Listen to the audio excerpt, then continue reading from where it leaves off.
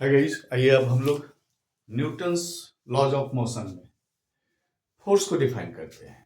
Force, what is force, ये तो Newton's का फर्स्ट लॉ बताया था, लेकिन फोर्स कितना होगा इसके बारे में न्यूटन्स के सेकंड लॉ ऑफ मोशन में बात आई थी। न्यूटन्स का सेकंड लॉ ऑफ मोशन क्या था, देखिए, rate of change of momentum is equal to the force, यानी कि F is equal to d p by d t. F is equal to d p by d t. और P जो होता है, ये इसको हम लोग लिख सकते हैं m v by d t, d m v by d t. M तो कांस्टेंट है, mass will never change in ordinary condition. Higher standard में आप देखेंगे मास तो चेंज होता है, लेकिन बाद में, अभी नहीं। तो मास को हम लोग बाहर निकाल दिए और ये हो गया d v vector by d t, और ये F equal to M a vector. देखिए, ये हमारे पास आ गया मास और एक्सेलरेशन का मल्टीप्लिकेशन किसके बराबर, फोर्स का, यानी कि force is equal to the product mass and acceleration. अब ये हमको कौन बता दिया, न्यूटन्स का second law, F equal to M A. बहुत इंपॉर्टेंट ये फॉर्मूला है, ये प्रूविंग भी कई बार आया है, proof F equal to M a, यहीं से लेके आ रहे हैं। बिल्कुल, थोड़ा सा कैलकुलस का नॉलेज होगा, आप बहुत आसानी से इसको सॉल्व कर लेंगे। अब आ जाता है, देखिए, कि इसका यूनिट की बात करें हम लोग, तो अब यूनिट दो तरह की हो, हम लोग को पढ़ना है। पहला यूनिट हो गया एब्सोल्यूट यूनिट, जो हम लोग अब तक पढ़ते आए हैं। दूसरा यूनिट हो गया ग्रेविटेशनल यूनिट। दोनों में बेसिक डिफरेंस क्या है कि एब्सोल्यूट यूनिट जो होता है ना, ये हर जगह सेम रहता है, आप कहीं भी जाओ absolute unit remains the same, but gravitational unit changes because it depends on gravitation, therefore it will change। तो पहले आइए हम लोग एब्सोल्यूट यूनिट में बात करते हैं। एब्सोल्यूट यूनिट में एसआई सिस्टम में इसका जो फोर्स का यूनिट है यह है न्यूटन, और सीजीएस में इसका यूनिट है डाइन। सीजीएस में इसका यूनिट है डाइन। अब आती है बात कि अगर हम एक न्यूटन को डिफाइन करना चाहें तो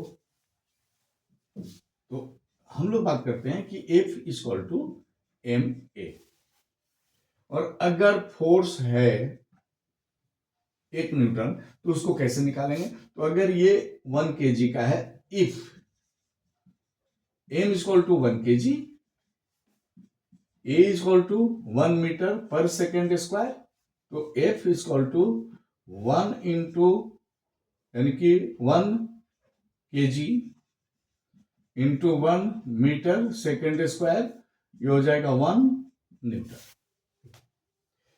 यानी कि अगर 1 केजी का मास है और उस पर कोई फोर्स लगता है और वो फोर्स उसमें 1 मीटर पर सेकेंड स्क्वायर का एक्सेलरेशन प्रोवाइड करता है, then that force is 1 Newton.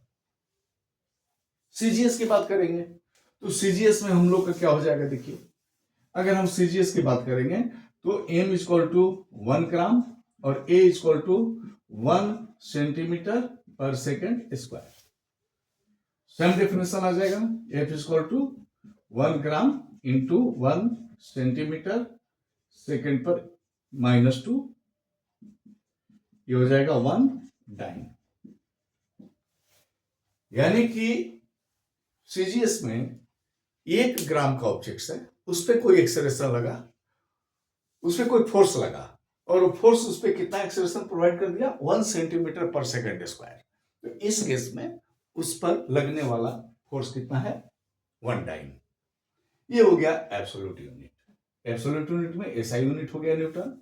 हम लोग यहां पढ़ लिए कि अगर कोई फोर्स लगता है 1 केजी के मास पे और उसको 1 मीटर पर सेकेंड स्क्वायर का एक्सेलरेशन देता है, तब वो फोर्स कितना है, 1 न्यूटन का है। अगेन हम लोग पढ़े सीजीएस में कि अगर 1 ग्राम का मास है और उस पर कोई फोर्स लगता है और उसको एक्सेलरेशन देता है 1 सेंटीमीटर पर सेकंड स्क्वायर, तब मास कितना है, फोर्स कितना है, 1 डाइन का। अब आइए ग्रेविटेशनल यूनिट। ग्रेविटेशनल यूनिट जो होता है ना, ये होता है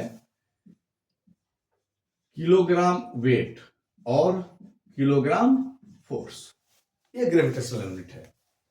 यानी कि F equal to ma, m equal to 1 kg और a equal to 9.8 metre per second square, तब हो जाएगा F equal to 1 kg into 9.8 metre per second square, ये हो जाएगा 9.8 kg मीटर सेकेंड पर -2, और इसको बोला गया 1 किलोग्राम फोर्स, 1 किलोग्राम फोर्स। यानी यहां पर हम लोग के पास आगे देखिए कि मास है 1 kg का और उस पर कोई फोर्स लगता है और वो फोर्स उस पर एक्सेलरेशन देता है। कितना का एक्सेलरेशन दे रहा है, 9.8 मीटर पर सेकेंड स्क्वायर का, तब उस फोर्स का मैग्नीट्यूड कितना हो गया, 1 किलोग्राम वेट या 1 किलोग्राम फोर्स। अब यहां पर देखिए हम लोगों के पास कभी न्यूमेरिकल आता है ना, तो न्यूमेरिकल में ग्रेविटेशनल यूनिट दिया रहता है 1 kg फोर्स, तो एक रिलेशन होता है, रिलेशन एस्टेब्लिश करना होता है कि 1 kg फोर्स और न्यूटन में क्या रिलेशन है। तो यहां पर देखिए अगर हम लोग बात करें कि F इक्वल टू ma और 1 किलोग्राम फोर्स, इसका मतलब हो जाएगा 1 kg into 9.8 metre per second square.